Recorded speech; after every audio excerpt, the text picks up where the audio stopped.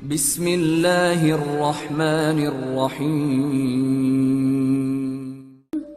Nabi dan para sahabat belajar La ilaha illallah baru setelah 13 tahun di Madinah muncul ayat-ayat syariat.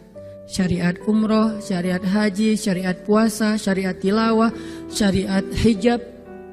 Sehingga ketika ayat hijab turun, perempuan-perempuan yang sudah belajar La ilaha illallah selama beberapa tahun tidak lagi sulit untuk menerapkannya. Begitu ayat hijab turun dibacakan oleh Nabi di dalam masjid, semua sahabat-sahabat mendengar itu dengan sangat perhatian. Lalu mereka semuanya pamitan, ya Rasulullah kami ingin pulang. Ngapain pulang? Mau ngasih tahu ke istri-istri kami supaya berhijab. Emang kamu punya istri? Oh ya enggak. Ada yang jomblo berharap punya istri, terus ngasih tahu ke siapa yang jomblo-jomblo? Itulah kasihannya ya.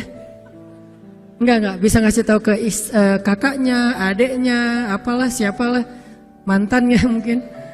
Pulang ngasih tahu ke istri-istri mereka, saudari-saudari mereka, putri-putri mereka. Dan perempuan yang mendengar ayat ini dibacakan langsung menutup kepala mereka dengan benda apapun yang ada di tangannya. Mau jemuran, mau baskom, mau apa, pokoknya pegang apa, tutup langsung. Hijab. Kenapa? Ini perintah Allah. Gak mungkin Allah memerintahkan kita sesuatu kecuali ada kebaikan di dalamnya. Itu aja pertimbangannya. La ilaha illallah. Bukan kenapa? Kan lebih nyaman gak pakai hijab. Kan ini, kan itu. Enggak. Satu aja alasannya. Alasan la ilaha illallah. Kalau ini perintah Allah, sami'na wa ata'na. Itu dampak dari la ilaha illallah. Dikasih perintah sesulit apapun, termasuk Zainab dengan Zaid bin Harisah. Pernah kan baca kisah Zainab di surat Al-Ahzab? Mungkin kapan-kapan kita bahas itu. Efek dari la ilaha illallah. Tiba-tiba Nabi datang kepada Zainab. Sebetulnya Zainab ini ada hati kepada Nabi Muhammad. Siapa sih yang gak punya hati untuk Rasulullah ya? Semua cewek juga pasti mengidam-idamkan pengen jadi istri Nabi. Karena otomatis istri Nabi itu adalah dijamin surga. Siapa yang gak pengen jadi istri Nabi?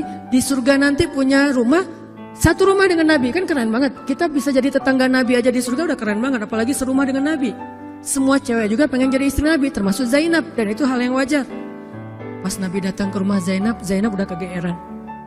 Nabi bilang kepada keluarga Zainab, saya ingin melamar Zainab. Zainab udah bahagia. Untuk Zaid, untuk Zaid, bukan untuk Rasulullah. Zaid, siapa Zaid? Anak angkatnya Nabi Muhammad SAW, bekas budak. Mirip-mirip dengan Julaibib.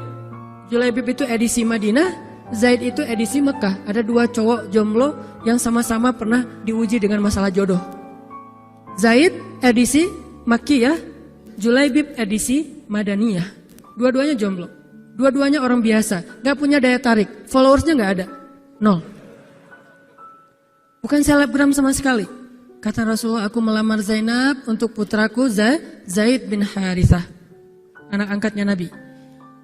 Zainab menjawab apa? Ya Rasulullah, saya gak cinta sama Zaid. Jawaban yang sangat wajar kan? Dan jawaban yang paling sering kita dengar sekarang kan? Maaf ya, aku gak ada perasaan, kita jadi adik kakak aja. Itu kan standar ya. Standar banget lah kayak gitu-gitu. Maaf ya, kita jadi temenan aja. Maaf ya, aku gak ada perasaan apa-apa selama ini. Maaf ya, dan segala macam. Dengan bahasa-bahasa halus tapi nolak intinya. Kenapa gak bilang aja, udah gak usah kesini lagi. Kan jelas ya. Ini dengan bahasa, ya Rasulullah, aku tidak cinta kepada Zaid. Karena cinta juga pertimbangan yang penting. Dan Nabi juga tidak mengizinkan kita menikahkan putri kita dengan seseorang yang putri kita tidak berkenan dengannya. Tetap harus ditanya, ya Rasulullah, saya tidak cinta dengan Zaid. Turun ayat.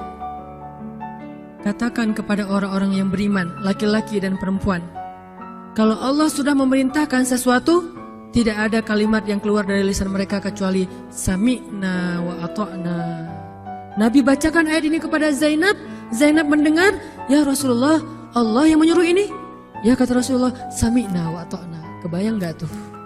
Efek dari apa? La ilaha illallah.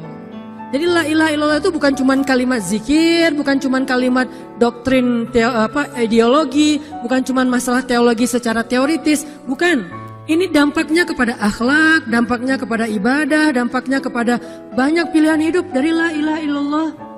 Orang kalau nggak baik la ilaha illallah pasti susah memilih pilihan-pilihan dalam hidupnya. Kalau tidak baik la ilaha illallah pasti susah untuk berperangai, sabar, memaafkan. Itu semuanya ada hubungannya dengan la ilaha illallah. Sama kayak Abu Bakar ketika dia sakit hati kepada orang yang memfitnah anaknya, Dia cari tahu siapa orang yang pertama menyebar hoax tentang Aisyah. Ketahuan, dilaporin, diperkarakan sama Abu Bakar. Tiba-tiba turun ayat dari Allah. Janganlah orang yang memiliki kelebihan harta di antara kalian bersumpah untuk tidak lagi membantu saudaranya gara-gara sakit hati. Hendaklah dia berlapang dada dan memaafkan. Itu perintah Allah. Berlapang dada dan memaafkan. Terus konsekuensinya apa? Balasan janji Allah apa? Ala tuhibbuna ayyaghfirallahu lakum? Tidakkah kamu suka jika Allah memaafkan juga kesalahan-kesalahan kamu? Jadi deal-dealannya dengan Allah, bukan dengan makhluk. Enak aja saya maafin dia, untung di dia, rugi di saya. Enggak. Kalau kita transaksinya dengan makhluk, kita rugi. Tapi kalau kita transaksinya dengan Allah, kita untung. Libatkan Allah dalam urusan kita. Dan ini gak mungkin kita lakukan kalau gak baik. La ilaha illallahnya. Allah nawarin kepada Abu Bakar. Ala tuhibbuna ayyaghfirallahu lakum? Tadinya Abu Bakar kesel banget sama tuh cowok. Terus turun ayat ini. Wal ya'fu wal yasfahu. Hendaklah dia memaafkan dan berlapang dada. Abu Bakar berat. Tiba-tiba Allah katakan, ala tuhibbuna ayyaghfirallahu lakum? Bala ya Rob. Kata Abu Bakar, tentu ya Allah kalau gitu saya akan maafkan. Demi supaya Allah memaafkan kesalahan saya. La ilaha illallah. Zainab, sami'na wa ata'na. Ya udah saya terima Zaid ya Rasulullah. Alhamdulillah. Datang Nabi ke Zaid. Zaid, mau gak nikah sama Zainab? Sebetulnya mau banget, tapi gak pede. Zaid takut Zainab nanti jadi terpaksa menikah dengan Zaid, jadi gak nyaman. Zaid juga gak mau menyulitkan Zainab. Ya Rasulullah, saya gak pantas untuk Zainab. Kata Zaid. Dibacakan lagi ayat ini. Ya Zaid, ini perintah Allah. Oh gitu ya Rasulullah. Sami'na wa ata'na. Buat Zaid sih gampang lah ya. Udah ada legalisasi ini dari Allah. Kalau gitu, ini bukan saya ya Rasulullah yang mau ya. Allah kan yang nyuruh. Nah, saya emang gak mau maksa gitu ya. Tapi kalau Allah yang nyuruh, ya udah apalagi saya gak punya pilihan dong gitu. Padahal Zainab siapa sih yang gak mau cowok sama Zainab? Nikahlah Zainab dengan Zaid. Dan yang menjadi semacam khutbah nikahnya adalah Rasulullah SAW. Kebayang gak Zainab tuh punya hati ke Rasul, tapi Rasul yang mengkhutbahi nikah Zainab dengan orang yang Zainab gak cintai. Kebayang gak perasaan Zainab tuh? Ketika akad nikah, Nabi jadi saksi. Saya terima kata Zaid nikahnya Zainab binti Jahsy dan segala macam. Zainab, kebayang gak ada Nabi di situ? Lalu setelah selesai akad nikah ditanya kepada Nabi, sah ya Rasulullah? Sah. Dan Nabi juga gak mau mempersulit. Gak sah. Kenapa? Harusnya sama saya. Enggak. Nabi orangnya fair.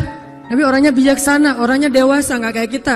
Kita tuh bahaya banget jadi saksi kalau jadi mantan. Pasti gak sah. Dan Nabi gak gitu. Sah langsung di kali pertama.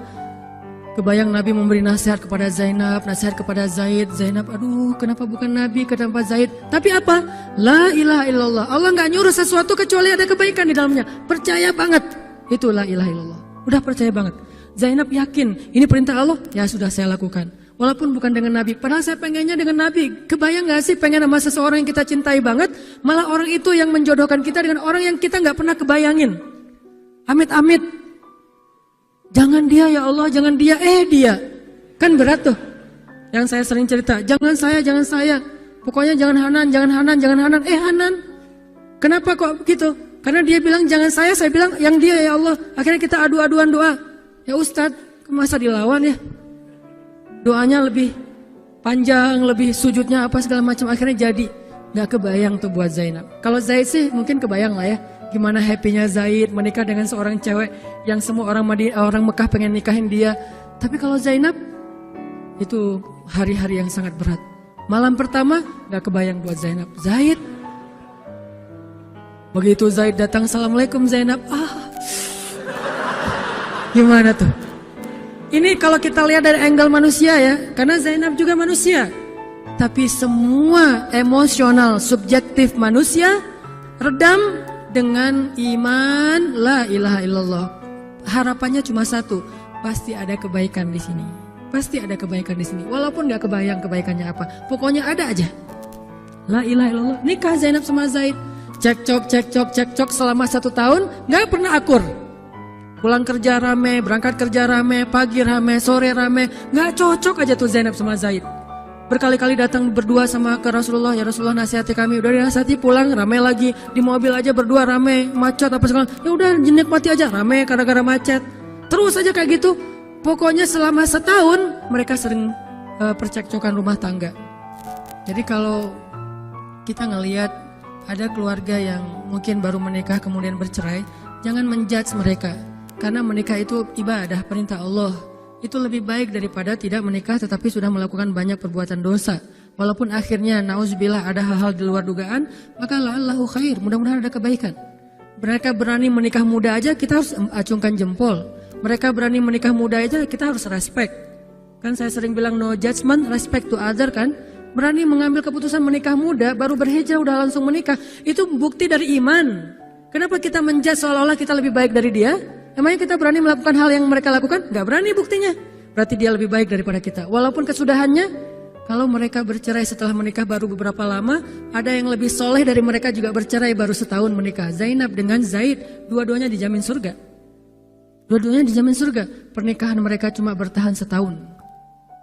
Setahun kemudian, Zaid datang kepada Rasulullah. Zaid bilang, ya Rasulullah, kayaknya udah gak bisa dipertahankan hubungan saya dengan Zainab. Zaid, sabar. Rasul ketika Zaid mau datang sebetulnya udah dapat bocoran dari Allah. Allah udah ngejapri Rasulullah dalam bentuk ilham. Japrian Allah kan ilham ya. Japrian kita kan WA, itu juga habis kuota gak kebaca-baca. Kalau japrian Allah ke Rasul ilham. Ilhamnya apa? Kalau nanti Zaid datang, nanti baca di surat Al-Ahzab. Kalau nanti Zaid datang kepadamu meminta nasihat tentang Zainab, bilang kepada Zaid, ceraikan istrimu. Kalau udah diceraikan, nanti kamu nikahi Zainab. Ini perintahnya juga berat buat Nabi nih. Kebayang gak sih anak angkat kesayangan Nabi yang selama ini baik banget sama Nabi, tiba-tiba dia punya masalah dengan istrinya, disuruh cerain dengan niat kalau udah cerai nanti dia yang nikahin. Kan gak kebayang tuh buat Nabi. Ditambah lagi Nabi itu orangnya ra'fah banget, sangat gak enakan. Kita aja gak tega kayak gitu. Emang ada yang tega kayak gitu? Gak tega kan? Zainab mantan kita sih. Sekarang cowok itu datang ke kita, suaminya Zainab. Ustadz, gimana nih Zainab, perlu saya pertahankan? Emang kalian dari awal udah gak cocok, cerai aja deh. Kenapa? Bentar lagi gue mau nikahin Zainab. Gak kebayang kan? Kok Ustadz ngomong kayak gitu? Dapat ilham. Berat kan? Nabi itu kayak gitu loh, kondisi emosional beliau yang zulzilu, terguncang. Gimana nih caranya? Saya nggak enak banget, nggak tega banget sama Zaid. Kebayang wajah Zaid polos gitu. Ya Rasul gimana nih? Aduh, mau dibilangin ceraikan aja nggak tega. Mau dibilang pertahan tapi Nabi bilang suruh cerai, Allah suruh ceraikan. Akhirnya Nabi memilih emosionalnya, bukan perintah Allah. Wahai Zaid, tahan istrimu, jangan ceraikan. Padahal kata Allah suruh ceraikan. Lihat beratnya Nabi waktu itu. Akhirnya Zaid pulang, gitu ya Rasul. Ya pulanglah Zaid, Nabi gak enak banget sama Allah. Terus akhirnya Zaid sampai ke rumah, namanya Allah yang nyuruh kan gak bisa dirubah ya. Kun fayakun, cerai juga tuh walaupun Nabi bilang sudah bertahan. Allah marah kepada Nabi. Kata Allah, kamu merasa gak enak kepada manusia, tapi kamu merasa enak kepada saya. Diadu oleh Allah tuh coba, emosional. Nabi langsung sujud, ya Allah ampuni saya benar-benar, saya tahu saya gak enak sama Allah, tapi juga saya gak tega sama Zaid. Kebayang gak sih ya Allah wajah Zaid yang polos kayak gitu, disuruh cerain terus saya nikahin istrinya. Gimana perasaan Zaid? Wahai Muhammad, kamu merasa gak enak kepada manusia tapi enak kepada saya Muhammad. Astagfirullah ya Allah, minta ampun Nabi semalaman. Ini benar-benar gak kebayang sama Nabi. Tapi Allah pengertian lah, tahu Allah Nabi itu bukan mau gak taat sama Allah, cuma emang gak tega banget sama Zaid. Akhirnya Allah ngambil keputusan sendiri, Zaid cerai dengan Zainab. Setelah selesai masa iddah Zainab, Allah katakan, Muhammad sekarang datang kepada Zainab, lamar Zainab. Dengan berat hati Nabi, tok pelan gitu, berharap gak dibukain pintu. Langsung udah ditunggu ternyata sama Zainab. Eng gitu, bukain pintu. Pas Nabi datang, Assalamualaikum, Waalaikumsalam gitu. Zainab udah punya firasat. Nabi mengatakan, Zainab, ada perintah dari Allah. Apa ya Rasulullah? Sami'na wa ata'na. Belum juga dikasih tahu. Sami'na. Allah menyuruh saya untuk melamar kamu Zainab. Untuk siapa ya Rasulullah? Curiga kan? Jangan-jangan orang lain lagi nih. Untuk siapa ya Rasulullah? Untuk saya. Masya Allah gitu. Cuman Zainab kan gengsi gitu lah. Masa cewek harus teriak-teriak gitu kan ya? Oh gitu. Padahal masuk ke dalam kamar. Wah gitu ya. Gigit jari apa, gaya-gaya cewek lah ya. Oh gitu, ntar ya saya pikir-pikir dulu. Saya istiqoroh dulu, Nabi diistiqorohin. Udah diterima, sami'na wa ata'na. Dan inilah khair, kebaikan yang diharapkan oleh Zainab. Walaupun gak pernah terbayang, gak mungkin dong Zainab berpikir akan cerai setelah setahun kan. Tapi dia hanya yakin Allah itu gak mungkin nyuruh sesuatu yang gak ada kebaikannya buat kita. Gak mungkin, mustahil. Karena Allah gak pernah zalim kepada hambanya. Kenapa Allah kok muter-muter dulu kayak gitu? Allah pengen lihat Zainab itu menikahi Muhammad karena Allah atau karena dirinya sendiri. Kalau karena Allah, coba yang selain Muhammad berani gak? Ternyata berani. Karena itu dia menjadi layak untuk Muhammad. Kalau dia nggak menerima Zaid, mungkin Zainab tidak akan pernah jadi istri Nabi karena tidak layak. La'allahu khair. Ini buah dari la ilaha illallah. Begitu juga yang masih culun-culun, yang mungkin badannya belum kebentuk, yang jerawatan misalnya kayak gitu, tiba-tiba memimpin pasukan militer yang jumlahnya ribuan, yang barisan pertamanya kibarus sahabah, sahabat-sahabat senior, as-sabiqun al-awwalun minal muhajirin wal ansor. Termasuk siapa di dalamnya? Abu Bakar dan Umar. Kebayang gak tuh? Memimpin pasukan yang di belakangnya itu Abu Bakar dan Umar. Maju! Abu Bakar dan Umar. Ya, maju. Usama. Kebayang Usama yang nyuruh. Abu Bakar. Segaya. Umar maju. Zaid, anaknya Zaid. Tapi tidak ada yang bisa membantah. Kenapa? Itu wasiat Nabi sebelum wafat. Aku perintahkan kalian untuk dipimpin oleh Usamah bin Zaid. Karena dia adalah anak muda yang luar biasa.